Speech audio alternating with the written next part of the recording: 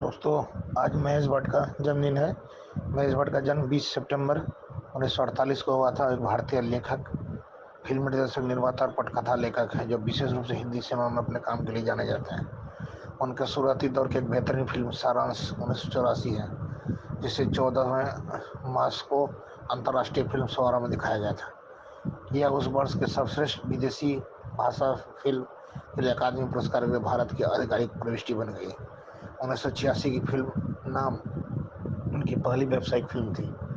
1987 में उन्होंने भाई मुकेश भट्ट के साथ विशेष फिल्म्स के बैनर तले फिल्म कब्जा के साथ निर्माता की भूमिका निभाई। महेश भट्ट अगले दशक में भारतीय फिल्म उद्योग के सबसे प्रसिद्ध निर्देशकों में से एक बन गए। उन्होंने टेडी 1989, स्वैग 1991 जैसी कलाकृतियाँ दी। साथ में आवारगी 1990, आशिकी 1990, दिल है कि मानता नहीं जैसे बहुत सारी महत्वपूर्ण फिल्में दी। तो आज उनका जन्मदिन है। महेश भट्ट जी को जन्मदिन की बहुत बहुत मुबारकबाद। Happy birthday Mahesh Bhatt ji.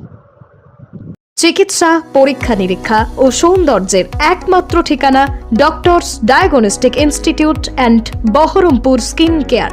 আমাদের ঠিকানা বহরমপুর রানীবাগান পবিত্র আবাসনের নিচে।